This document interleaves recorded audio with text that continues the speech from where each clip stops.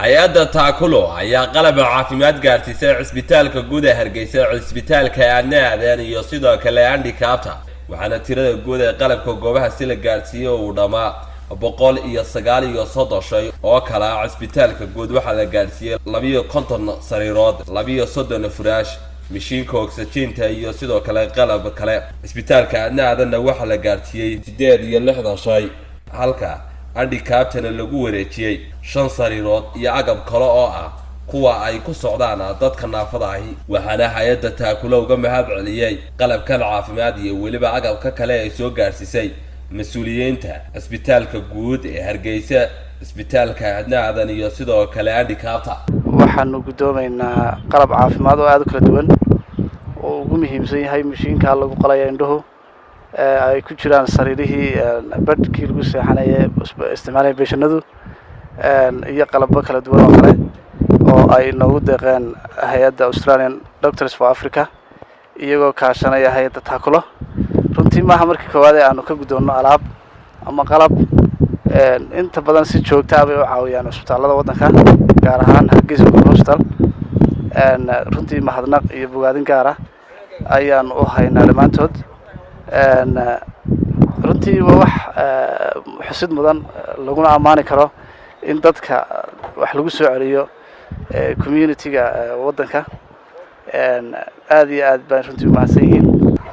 waxaanu halkan ku gudoomaynaa anagoo ah dhakhtarkii Aadan qalab caafimaad oo ay noogu deeqday Australian Doctors for Africa, isla markaana ayna soo gaarsiisay taakulo. waxaan u mahad celinayaa labada dhinacba, Australian Doctors for Africa iyo taakulo.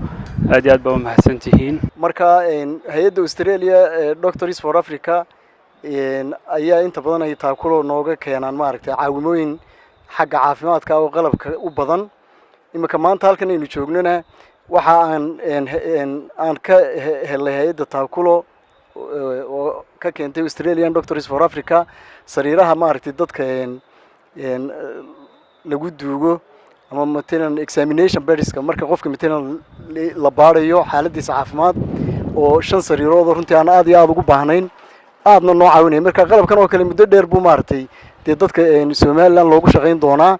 agaasimaha hay'adda taakulo Maxamed Ducaale oo halkaasi ka hadlay ayaa ka warbixiyay qalabkan caafimaad iyo sidoo kale agabkan kale ay ku wareejinayaan goobahani oo aan ku wareejinayno dhakhtarka weyn agab caafimaad. agabkaas oo waxyaabo badan oo kala duwan ka kooban sida sariiraha, furaashyada, qalabka qalliinka iyo mishiin weyn oo ah qalabka indhaha lagu qalo oo mishiin weyn oo qaaliya oo hay'adda ADFA ugu deeqday cisbitaalka guud ee Hargeysa. waxa kale oo aanu adna ku wareejinaynaa sidaas leeg sariiro iyo furshaan iyo qalabka laftigeeda qalliinka, galoofiska iyo sariiraha dhalmada, kuwaas oo hay'adda ADFA ugu deeqday labada cisbitaal. markii ugu horeysay maaha hay'adda Australian Doctors for Africa ADFA soo gaarsiiso caawimaadkan oo kale. ilaa sanadkii 2009 ayay la shaqeynaysay labada cisbitaal oo ay ka fuliso qalliimaha orthopedic surgery lafaha iyo tariino dheeraadana ay siiso sanadihii ilaa 2009 laga soo bilaabo oo hay'adda taakulana kala qayb qaadaysay inay xiriiriso labada cisbitaal iyo hay'adda Australian Doctors for Africa.